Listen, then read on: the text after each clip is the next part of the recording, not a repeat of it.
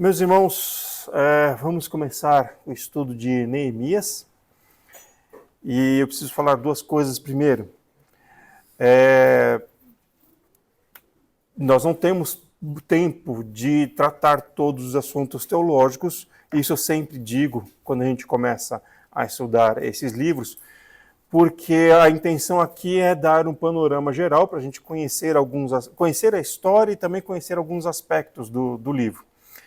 Eu vou fazer pontuações sobre alguns aspectos teológicos, alguns aspectos sociológicos, alguns aspectos históricos, como vocês sabem que é o meu costume. Mas a gente só vai aprofundar em algumas coisas.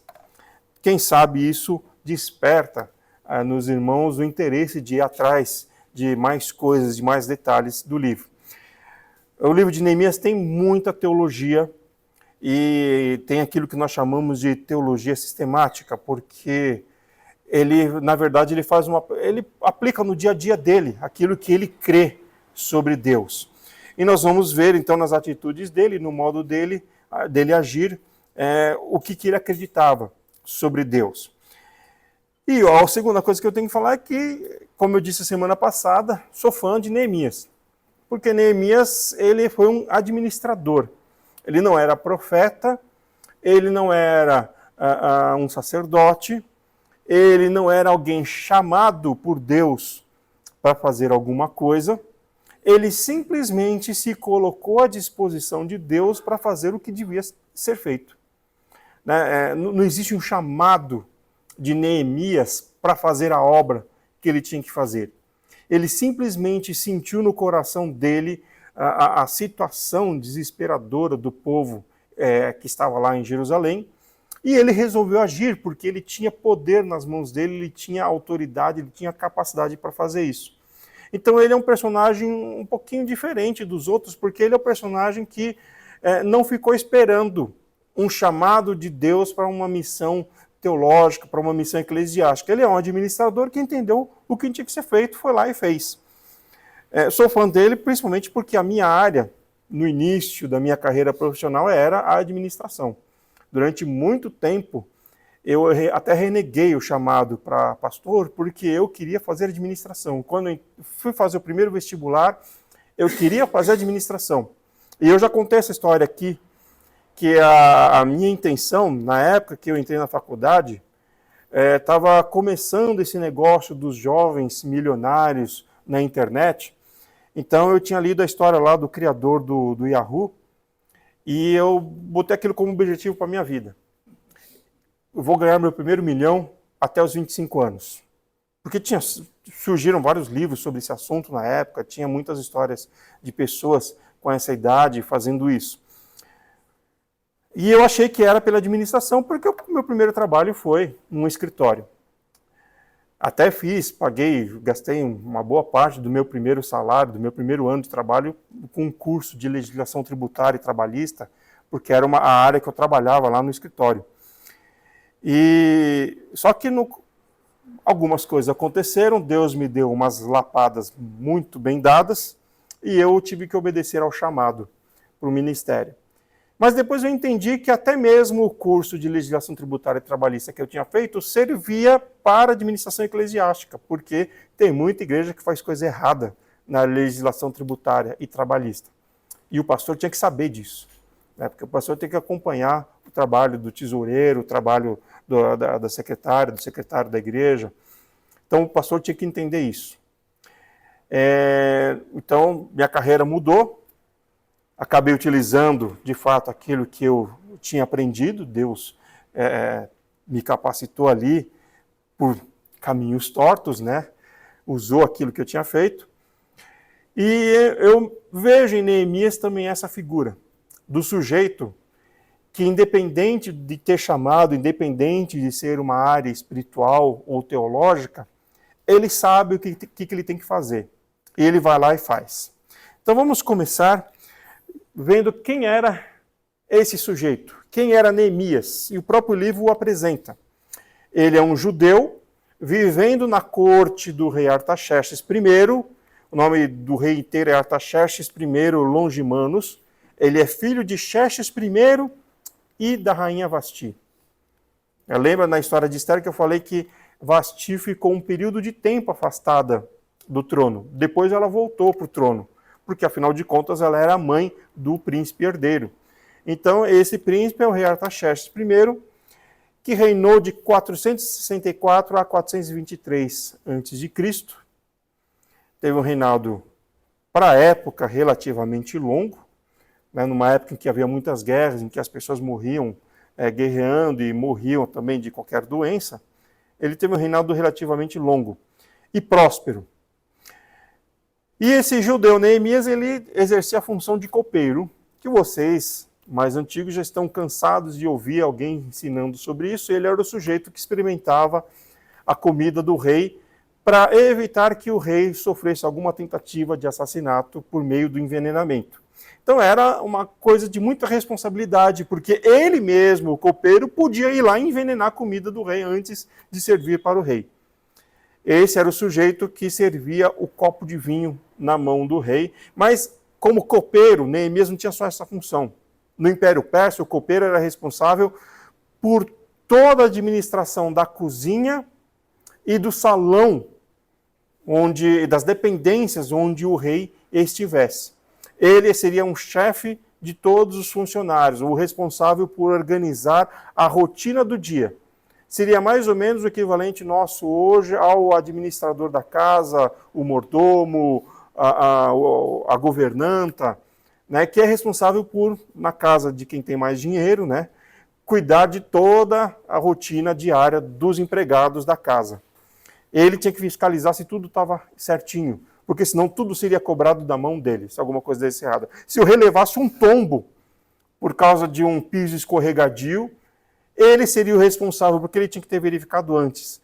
Porque até mesmo num piso escorregadio, num tombo, podia haver uma tentativa de assassinato. Né? Os reis eram paranoicos assim, e na verdade a gente sabe que de fato acontecia muita coisa. Então ele era responsável por isso. E sendo responsável por isso, ele tinha uma relação mais íntima com o rei, porque era um cargo de confiança, e se o rei estivesse paranoico com alguma coisa, era desse copeiro que ele iria cobrar, ou que ele iria confidenciar as suas suspeitas. Então, se o rei suspeitasse de um guarda, de uma empregada, de um camareiro, de uma camareira, ele iria falar com esse copeiro: olha, eu acho que fulano de tal está tentando me assassinar, foi pago pelos babilônicos, foi pago pelos gregos, dá uma verificada aí. Se não fosse um sujeito de confiança, como é que o rei poderia, né, ir atrás desse copeiro, para que esse copeiro fosse atrás de quem estivesse fazendo parte de uma conspiração? Então, Neemias era um sujeito que estava próximo do rei e que tinha total confiança do rei. Vamos lá para o livro. Eu falei lá em Esdras, quando estudamos Esdras, que o livro de Neemias fazia parte do mesmo tomo. Né? Tomo seria a coleção de livros que faria parte de um mesmo assunto. Seria o tomo Crônicas e Esdras, / Neemias, porque alguns depois dividiram em Esdras 1 e Esdras 2. Então fazia parte desse conjunto de livros, que foi escrito muito tempo depois dessas histórias acontecerem, porque eles são compilações de documentos oficiais. E é por isso que é o trecho da Bíblia que é o mais comprovado na história. Ninguém tem dúvida desses livros, porque existem os registros, como eu mostrei semana passada, existe lá o cilindro de Ciro. Esse livro, ele é escrito em primeira pessoa, ou seja, provavelmente são os amanuenses de Neemias, que tinha um cargo importante, portanto ele tinha seus funcionários particulares. Os amanuenses de Neemias é que escreveram, porque ele narra a história em primeiro lugar, com exceção do Esdras, com exceção da primeira frase do versículo 1, né, que fala em outra pessoa. E ele trata o escriba Esdras em terceira pessoa, indicando que possivelmente foi o Esdras que compilou e que uma boa parte da história o Esdras não estava presente, a gente vai ver isso também. Então, Não foi ele que escreveu, mas foi ele que ditou, porque tem narrações dele se tratando em primeira pessoa, alguém do lado dele tomou nota e depois o Esdras fez a compilação, o Esdras ou quem veio depois de Esdras também. Muito bem. A história em si já começa logo no capítulo 1 e vai do capítulo 1 até o capítulo 7, que é a história da reconstrução dos muros. Então, a primeira coisa que acontece é o retorno do remanescente. Neemias está lá na corte do rei Artaxerxes e vem um parente dele voltando de Jerusalém. Lembra que eu falei em Esdras que caravanas iam e voltavam após a libertação do povo. E ele traz notícias ruins sobre o povo. Esse parente de Neemias, ele volta naquele período em que o povo está impedido de reconstruir o muro e o templo por causa da oposição que estava acontecendo. Que mandaram cartas para Xerxes, depois mandaram carta para Dario, e aí, durante o tempo em que essas cartas iam e vinham, o processo ficou todo parado. Ele recebe notícias ruins, de que o povo está em grande tribulação, em grande privação, em grande humilhação. Eles não tinham muro para protegê-los dos inimigos, e era o que os inimigos queriam, porque o muro de Jerusalém reconstruído era praticamente impenetrável para as nações daquele tempo. Por causa disso, eles também sofriam privação, porque eles não tinham segurança para ir para os campos plantar e colher.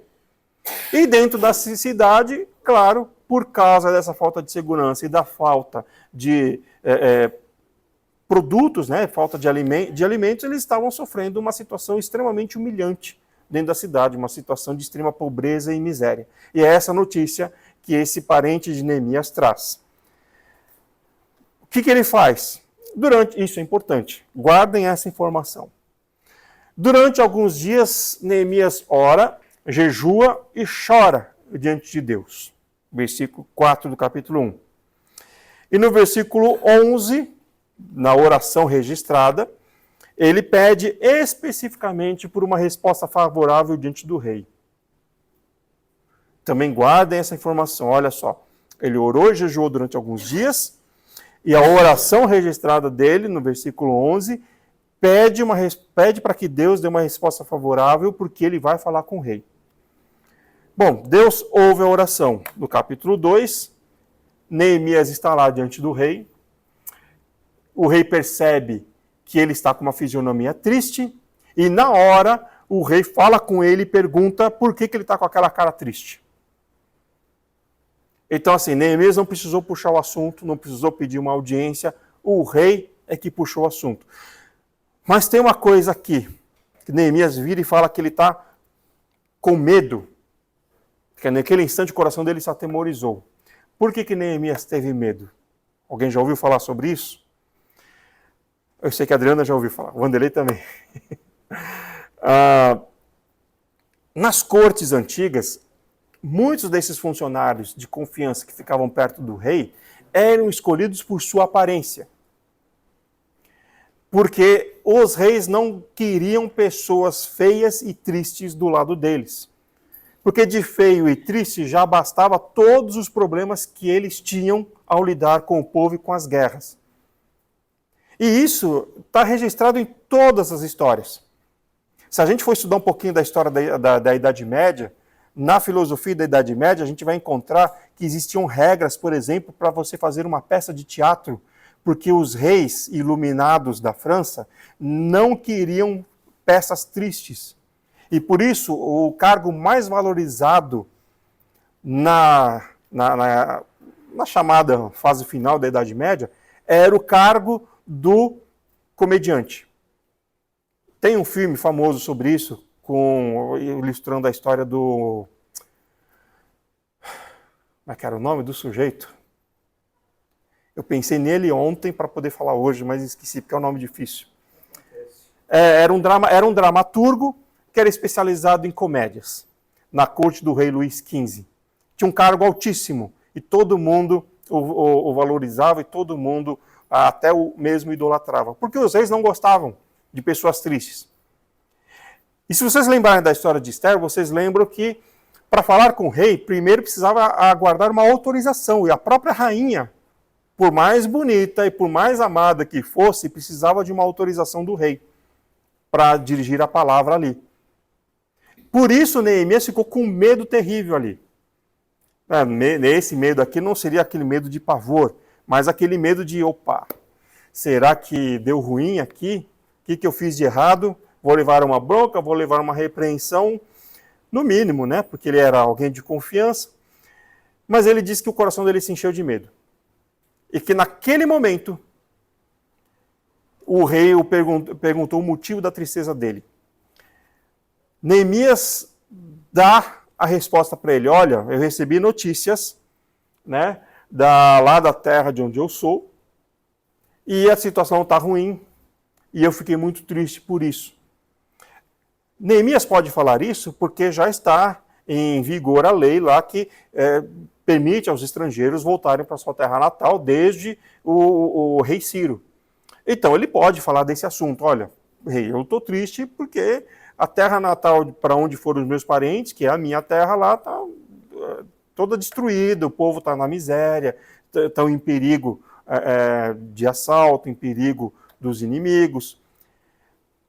Depois disso, o rei dá permissão a ele a fazer um pedido.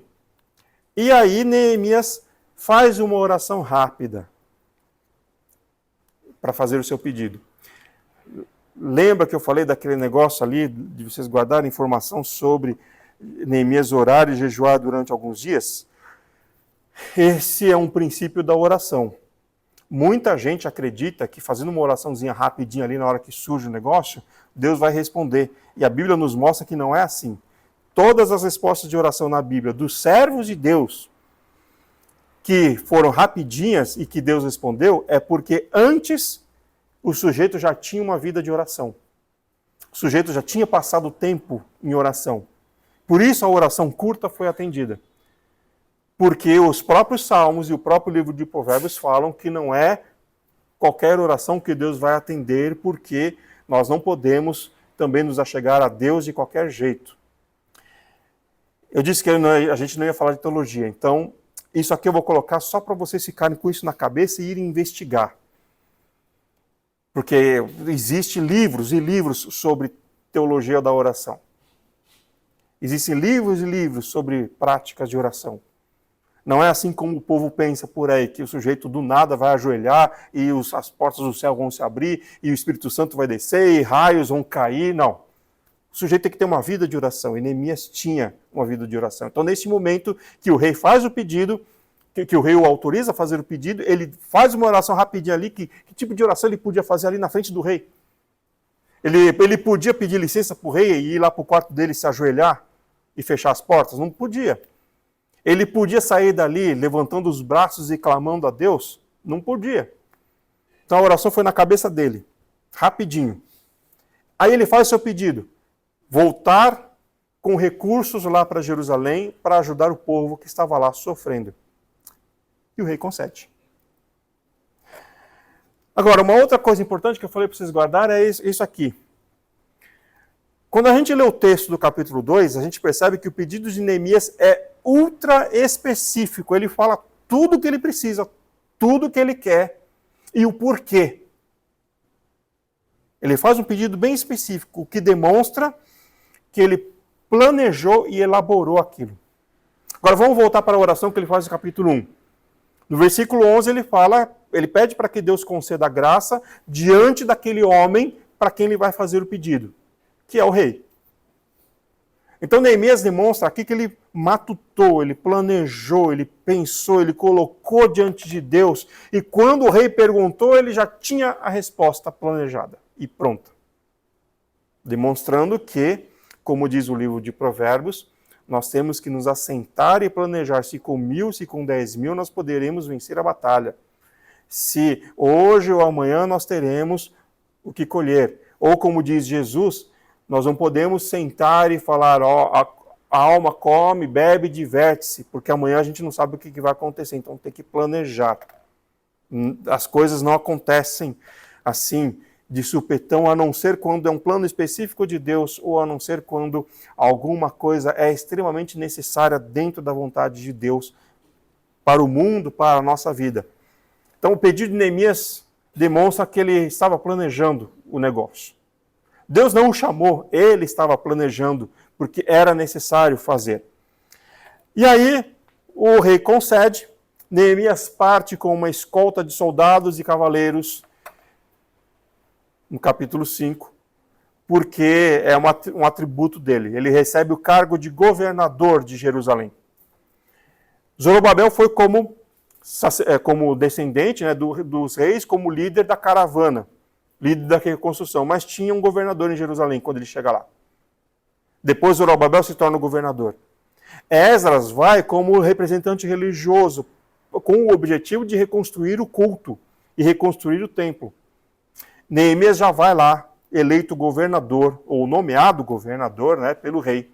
Então, como governador, diferente de Esdras, Neemias já parte como escolta de soldados e cavaleiros, que vão ser muito úteis para ele, porque, pelo relato que ele recebe lá, ele ia ter problemas com isso. Então, veja, ele parte com recursos, com autorização, ele pede cartas e pede documentos do rei, para que ele não tenha problema com os governadores das outras regiões. Ele pede o mantimento, ele pede a mão de obra e ele pede a segurança. Ele faz um negócio bem elaborado para o rei. Às vezes, irmãos, dentro das igrejas a gente faz as coisas sem planejar muito. E eu confesso para vocês, vou dizer para vocês aqui que, tendo sido pastor durante 11 anos de uma igreja de periferia, eu sei, e tendo contato com as outras igrejas ali da minha região, eu sei que organização é uma coisa que falta muito para as igrejas. Muitas vezes a gente vai naquele negócio de fazer mutirão, de que somos todos irmãos, de que a comunhão é gostosa, é legal, mas esse negócio de fazer mutirão, de comunhão, às vezes dá muito errado. E a gente só vai colher os frutos do erro lá para frente. Como uma determinada igreja que eu conheço, que construíram a igreja em formato de mutirão, e sabe aquele negócio? Ah, irmãozinho fulano sabe fazer encanamento porque ele fez na casa dele, o irmãozinho fulano sabe levantar a parede porque ele levantou a parede da casa dele, o pessoal se juntou, construiu a igreja. 40, 50 anos depois, a região em volta cresceu, precisaram fazer um projeto de som, né, de acústica na igreja, porque tiveram que se adequar às leis. Quando o engenheiro chegou lá, falou, não, tem que destruir tudo, derrubar tudo e começar tudo do zero, porque o projeto não... Mesmo que eu faça dentro da lei, não cabe dentro da igreja, porque a igreja está fora da lei. A construção está fora da lei. Porque fizeram no mutirão. E esse é um caso que eu posso dizer, porque tem outras coisas piores que acontecem por causa desse negócio de fazer as coisas sem planejamento. Então eu confesso para os irmãos que uma coisa que eu tenho aprendido aqui na IBASP é organização e planejamento. E nisso eu elogio os irmãos muito, porque é organizamento para tudo. E ainda falta. Porque existem situações que acontecem que, sabe, às vezes não dá para prever. E Neemias faz isso. Ele vai com tudo muito bem planejado para lá. Mas mesmo lá ele vai encontrar surpresas. Então vamos lá, ele chega, depois da viagem, que foi tranquila. Ele chega na cidade e durante 3 dias ele fica só observando como é que é o esquema ali, como está a organização do povo, como que está o saneamento básico, a falta de infraestrutura. Ele mapeia os inimigos, ele mapeia a situação em volta da cidade, mapeia a situação dentro da cidade. Durante 3 dias ele fica lá. No terceiro dia de madrugada, né, na madrugada do 4º dia, ele sai, sem revelar para ninguém o que ele vai fazer. E ele fica 3 dias, na verdade, sem falar para os líderes judeus, nem para os sacerdotes, nem para os levitas, nem para o Esdras que estava lá. Ele não fala nem com o Esdras. O que foi que ele foi fazer ali? Porque ele chega sem chamado, ele não foi chamado para ir lá. É ele que pediu para o rei, e o rei o nomeou governador. E de repente ele chega lá. Então ele não fala para ninguém. Ele sai de madrugada, circunda o muro com a sua escolta, para ver a situação do muro. E o texto relata que havia trechos do muro em que o cavalo não conseguia passar por causa do entulho da destruição do muro que ainda estava lá. Né? Passou mais de 70 anos e o entulho estava lá ainda, da guerra contra o Império Babilônico. O Império Persa já está para cair. E o entulho ainda estava lá. Então vocês imaginem como estava a situação dessa cidade. Depois disso, aí sim ele reúne os líderes, diz o porquê que ele está lá e os motiva a trabalharem.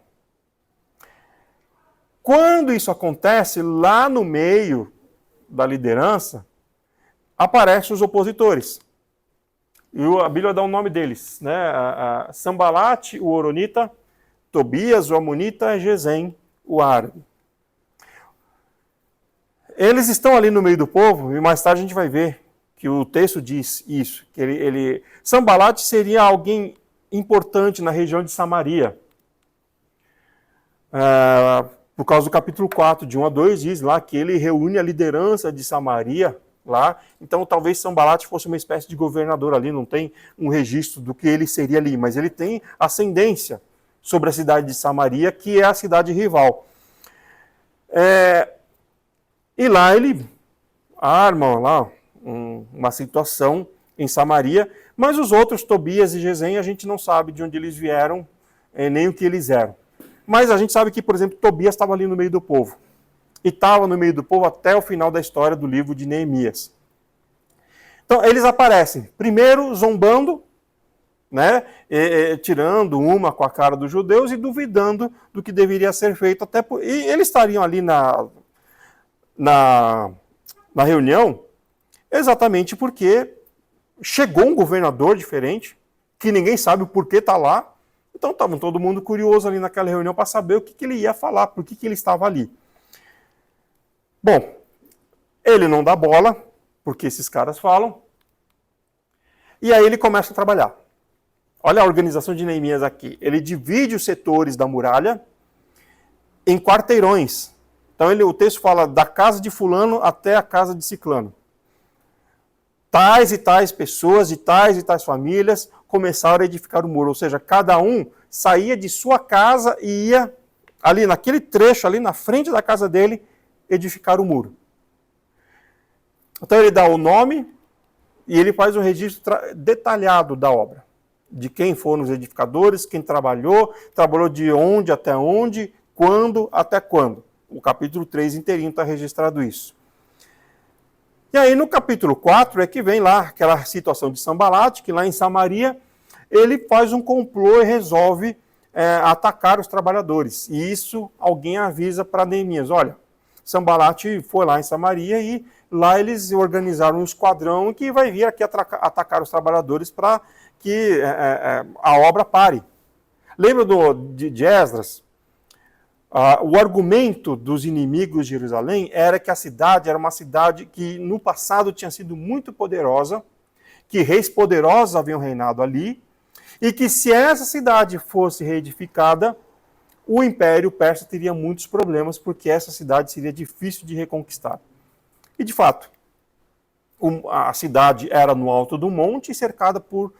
Nessa época aqui, ela tinha duas muralhas. A muralha de Davi e uma muralha externa, que foi construída depois. A cidade tinha sido ampliada. Então, você tinha que primeiro ganhar a primeira muralha, que era larga e era forte, e depois ainda tinha um núcleo de resistência lá dentro, que seria a muralha da cidade de Davi, que Davi havia construído. O próprio Davi, quando só tinha uma muralha, ele só conseguiu conquistar essa cidade porque ele armou o estratagema do pessoal entrar pelo sistema de esgoto da cidade. E aí só assim é que eles conseguiram entrar na cidade. Porque desde a época de Josué até Davi, a cidade não tinha sido conquistada pelos israelitas. Então era realmente uma cidade difícil de conquistar, fácil de ser defendida, uma cidade que até os romanos tiveram problemas para conquistar depois. Então eles planejam atacar, o argumento deles é esse. É uma cidade que já foi capital de um império, que se esse império se levantar, o Império Persa acaba. E eles têm um outro argumento político. Se o dinheiro do imperador acabar, o nosso salário também acaba. Então, lá em Esdras, eles mandam esse argumento para o rei Dario. Olha, não é do nosso interesse que os tributos deixem de ser pagos para o rei. Então, não pode construir essa cidade. Então, eles planejam atacar os trabalhadores. Novamente, Neemias ora a Deus e monta um esquema. Ele e sua guarda, que vieram lá da capital do Império Persa, começam a montar guarda dia e noite. Durante o dia, para proteger os trabalhadores, para que a obra não fosse interrompida. À noite, para que os inimigos não entrassem pelas brechas que ainda não estavam consertadas e não matassem as pessoas dentro de casa. Então, eles montam guarda dia e noite. Mas ele não fica satisfeito com isso, porque os trabalhadores passam a portar armas para fazer a rápida defesa. Então, cada um trabalhava com a espada no cinto, a enxada e a pá, ou carregando as pedras, e se fosse necessário, tocava-se a trombeta de guerra e eles largavam as ferramentas para usar as espadas. Isso estaria no esquema da escolta de Neemias, que fazia a guarda, possivelmente eles faziam a guarda ou nas torres, ou faziam a guarda no campo. E ao sinal de aproximação do inimigo, eles já tocavam a trombeta para que o pessoal na muralha se organizasse. Depois disso, eles começaram a revezar os grupos de trabalho e de guarda. Então, uma parte trabalhava, outra parte, para reforçar a guarda, ficava lá de guarda descansando na vigilância. Aí depois trocava o turno.